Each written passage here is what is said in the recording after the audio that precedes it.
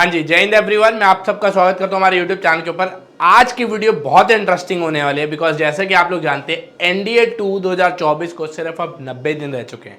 थोड़ा सा चेंज आप लोगों को मेरे लुक के अंदर दिख रहा होगा और वैसा ही चेंज आपको अपनी पढ़ाई के अंदर करना पड़ेगा because change is the only constant. अगर आप चेंज नहीं करेंगे, अपना पढ़ने का तरीका नहीं बदलेंगे, तो आपने जो प्रीवियस मिस्टेक्स की वजह से पिछले अटेम्प्ट को लूज किया है वही सेम कंडीशन आप इस बार फेस कर सकते हैं। तो इस बार की स्ट्रैटेजी है, हमने थोड़ी सी रिवर्स करी है, हमने थोड़ी सी चेंज करी है। क्या करना है, देखो 90 दिन का हमारा टाइम पीरियड बचा है, ठीक है। 90 डेज एक बहुत अच्छा टाइम पीरियड है आपको ब्रश अप करने के लिए अपनी प्रिपरेशन को, ठीक है जी। करना क्या है, थोड़ा ध्यान से देखिए। जैसे कि आप लोग चाहिए, देखो दो चीजें चाहिए होती है आपको किसी भी एग्जामिनेशन को क्लियर करने के लिए। पहली चीज की अगर मैं बात करूं दैट इज प्रैक्टिस, ठीक है जी।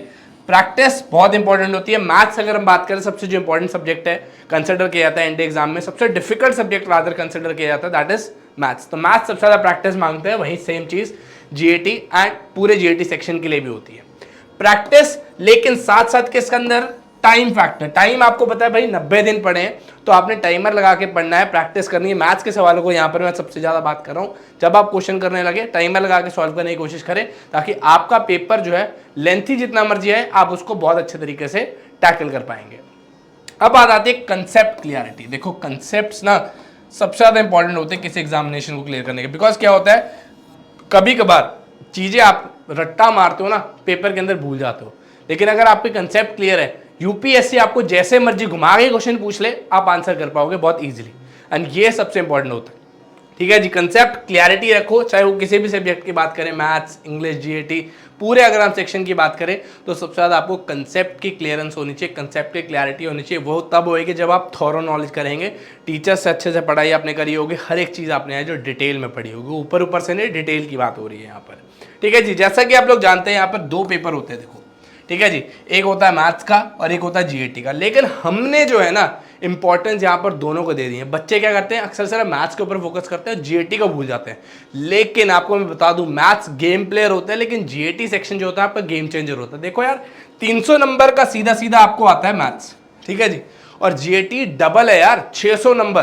तो अगर आप इसको लॉजिकली सोचोगे, सिस्टमैटिकली ध्यान से ठंडे दिमाग से सोचोगे, यार सबसे ज्यादा स्कोरिंग जो है आपके पास दैट इज जीएटी सेक्शन। तो जितना खींच सकते हो जीएटी में खींचो, ठीक है जी। मैथ्स के अगर आपको बच्चे वीक है, अगर आपका सेक्शन, कई बच्चों का मैथ्स स्ट्रांग भी होता है लेकिन कई बच्चों का वीक होता है, मेजॉरिटी का वीक होता है, तो आपने क्या करना है, नंबर अगर आप पास भी होते हो मैथ्स के अंदर, 100 तक नंबर ले आते हो या 110 तक नंबर आप ले आते हो, तो बाकी सेक्शन के अंदर आप जीएटी सेक्शन के अंदर बहुत अच्छे स्कोर कर सकते हो ताकि आप फाइनली मेरिट आउट ना हो, ठीक है जी। तो हम एक एक करके चीजों को समझते हैं। मैथ्स की अगर हम सबसे पहले हम बात करें, देखो मैथ्स के अंदर आपने क्या करना है, ठीक है जी। एक चैप्टर आपने सपोज करो कोई भी पकड़ा, आप समझ लो ट्रिगो आपने पकड़ ली, ठीक है जी। एक सेक्शन आपने पकड़ लिया ट्रिगो का, ट्रिग्नोमेट्री आपने पढ़ी, तो आप क्या करेंगे, ट्रिग्नोमेट्री के सवाल एनसीईआरटी से भी पूरे सॉल्व करेंगे और किताब जो है आरएस अग्रवाल उससे भी सॉल्व करेंगे। एंड उसके बाद सेम ईयर के, आप कह सकते हो पास्ट 2-3 ईयर्स के या फिर 5 ईयर्स के, जो आप कह सकते हो 5 ईयर्स के, लास्ट 5 ईयर्स के प्रीवियस ईयर क्वेश्चन लगाओगे उसी टॉपिक के, ठीक है जी। प्रीवियस ईयर क्वेश्चंस लगाओगे लास्ट 5 ईयर्स के, किसके, ट्रिग्नोमेट्री के, ताकि आपकी ट्रिगो पूरी तरह से प्रिपेयर हो जाए। एक टॉपिक आपका पूरी तरह से प्रिपेयर हो गया। एंड साथ ही साथ आपने क्या करना है, यही चीज दोहरानी है ट्रिगो के अंदर। फिर उसके बाद आप कह सकते हो बाकी सारे 2D 3D प्रोबेबिलिटी, हर एक चैप्टर के अंदर आपने जो है ऐसे ही करना है। एंड नेक्स्ट स्टेप हमारा क्या होगा, दूसरे स्टेप की अगर हम बात करें, दूसरे स्टेप के अंदर ना आपने जैसे सपोज करो एक चैप्टर कर लिया, ट्रिगो आपने पूरा कर लिया, तो ट्रिगो के जो फॉर्मूलाज है ना उसको सेपरेटली एक व्हाइट शीट के ऊपर, ब्लैंक पेपर के ऊपर लिख लेने। तो फाइनल रिवीजन के अंदर ना आपको दोबारा से कॉपी को पन्ने नहीं पलटने पड़ेंगे, तो आपको सिर्फ फॉर्मूलेज देखने, आपको याद आ जाएंगी सारी चीजें। ट्रिगो के आपने फॉर्मूला बना लिए, प्रोबेबिलिटी के बना लिए, 2D के बना लिए, 3D के बना लिए, एओडी के बना लिए, सारे आपने जो है अलग अलग फॉर्मूलाज एक शीट के ऊपर लिख लिए, ताकि आप जब फाइनली रिवीजन करने लगे हैं तो आपको जो है कुछ अलग नहीं करना, सिर्फ आपको सिर्फ फॉर्मूलाज को गो थ्रू करना है, ठीक है जी। और आपने क्या करना है, मॉक टेस्ट, मॉक टेस्ट 10 का दम बहुत जल्दी लॉन्च होने वाली है, वो जरूर आपने लगानी है। मॉक टेस्ट आपको एक प्रॉपर, आप कह सकते हो एग्जाम का पैटर्न देता है कि पेपर कैसा आएगा, आप एनालाइज कर पाते हैं कि आप स्टैंड कहाँ कर रहे हैं, ठीक है जी। तो मॉक टेस्ट जरूर देना, बहुत जल्दी मॉक टेस्ट लॉन्च भी होने वाले हैं।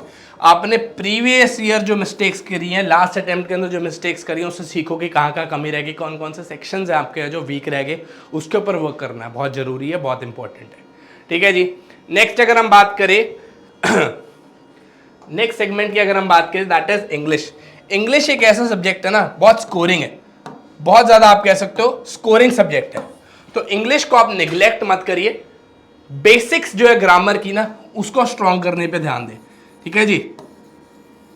बेसिक्स जो है ग्रामर के, verb, tenses, nouns, pronounce, comprehensions, इसके ऊपर बेसिकली आपने काम करना है। अपनी रीडिंग को इंप्रूव करिए, ठीक है जी। पैसेजेस जो आते हैं उसके अंदर अपनी रीडिंग सेक्शन को है जो इंप्रूव करिए। वोकैबुलरी के ऊपर काम करिए, अपनी एंटोनिम्स, सिनोनिम्स जो आपके वर्ड्स आते हैं उसको लर्न करिए, मगअप करिए, जैसा भी कह सकते हैं आप, उसको रट्टा मारिए, जो भी कह सकते हैं इस चीज़ को। बट ज़्यादा से ज़्यादा आप इस चीज़ के ऊपर ध्यान दें, बिकॉज 50 नंबर के 50 क्वेश्चन आते हैं, सॉरी। तो ये चीज़ बहुत इंपॉर्टेंट, आपको बहुत स्कोरिंग सब्जेक्ट है। बच्चे अक्सर निगलेक्ट कर लेते हैं, लेकिन ये चीज़ आपको बहुत अच्छे मार्क्स दिलवा सकती है, ठीक है जी। नेक्स्ट सेगमेंट आता है हमारा साइंस। साइंस के अंदर आपने बेसिक एनसीईआरटी जो हमारी 10th क्लास तक की है उसके ऊपर फोकस करना है। और ये सेगमेंट ये याद रखिए, संकल्प बैच, ठीक है जी। कौन सा बैच? हमारा संकल्प बैच जो रहने वाला है, ये बहुत इंपॉर्टेंट है। चाहे आप मैथ्स की बात करें, चाहे आप जीएटी की बात करें, ये बैच, संकल्प बैच जो है बहुत इंपॉर्टेंट है। अगर आपने बाय नहीं किया तो this is the right time, आप बाय कर लीजिए। बहुत जबरदस्त तरीके से आपको मेंटर्स जो है ना, देखो एक होता है आप खुद पढ़ लेते हैं, एक होता है आपको टीचर्स की रिक्वायरमेंट होती है। बुक्स तो बहुतों के पास है, लेकिन असली में जो मेंटर्स होते हैं ना, वो आपको गाइड करते हैं, एक प्लेटफॉर्म देते हैं कि आपने ऐसे पढ़ना है। किताब तो है हाथ में, पढ़ना क्या उसके अंदर से, वो इंपॉर्टेंट होता है। सारी किताब तो नहीं पढ़ सकते ना, तो इसलिए आपको जो गाइड करते हैं वो टीचर्स करते हैं। और इस संकल्प बैच की अगर बात करूं तो इंडिया के टॉप टीचर्स आपको इसके अंदर पढ़ा रहे हैं, जो कि एनडीए आपका जो सपना है, अगर असलियत में पास करना चाहते हैं तो संकल्प बैच के थ्रू आपको ये बहुत आसान बना सकता है अपने इस सफर को, ठीक है जी। तो संकल्प बैच आपने कहाँ से बाई करना है? एसएसबी गाइड हमारी ऐप है, उसको डाउनलोड करिए प्ले स्टोर से या ऐप स्टोर से, वहाँ से आप डाउनलोड कर लीजिए एसएसबी गाइड ऐप। वहाँ पे संकल्प 2 2024 की बहुत बेहतरीन तरीके से क्लासेस चल रही है, आप रिव्यू भी देख सकते हैं। कमेंट सेक्शन में अगर कोई संकल्प का बच्चा है तो रिव्यू जरूर देना, आपकी क्लासेस कैसी चल रही हैं, ठीक है जी। अब साथ ही साथ आपने क्या करना है, आप जीएटी सेक्शन की अगर हम बात करें तो हिस्ट्री, पॉलिटी, ज्योग्राफी, ये जो है इसके संकल्प बैच से आपने नोट्स बना लेने हैं, ठीक है जी। बेहतरीन तरीके से क्लासेस चल रही है, मैथ्स के लिए भी सही सेम जो है आपकी बात करूं, संकल्प बैच जो आपके टीचर्स जो है बहुत बेहतरीन तरीके से आपको पढ़ा रहे हैं। वही संकल्प बैच से आपने नोट्स बनाने और लूसेंट जीके की किताब ले लो, साथ ही साथ पीवाईक्यूज और मॉक टेस्ट तो रहेगा ही कांस्टेंट।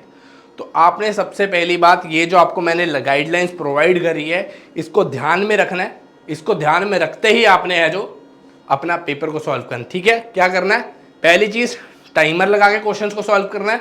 अलग से मैथ्स के लिए आपने जो नोट्स बना लेने फॉर्मूलाज के लिए, इंग्लिश के अंदर ग्रामर्स और बेसिक्स आपने जो आपने क्लियर करने हैं, साइंस के लिए नोट्स एंड जीएटी के लिए संकल्प बैच। पूरा मैथ्स के लिए वैसे तो संकल्प बैच आपने फॉलो करना है। संकल्प बैच आपको होली, आप कह सकते हो सोली, यहाँ पर आपको हर एक चीज जो है पार लगाने मत कर। अगर आपको ये से बहुत ज़्यादा डिफिकल्ट लग रही है तो सिर्फ संकल्प बैच को फॉलो करो, आपको टीचर्स जो है खुद ब खुद एक रोड मैप दे देंगे कि उसी को फॉलो करना है और आपका एनडीए 2 क्लियर हो जाएगा, ठीक है बच्चे। सो आई होप आपको वीडियो पसंद आई होगी और ये 90 दिन का प्रोग्राम अपने वॉल पे लगा लो, बेहतरीन तरीके से आपकी प्रिपरेशन हो जाएगी, ठीक है बच्चे।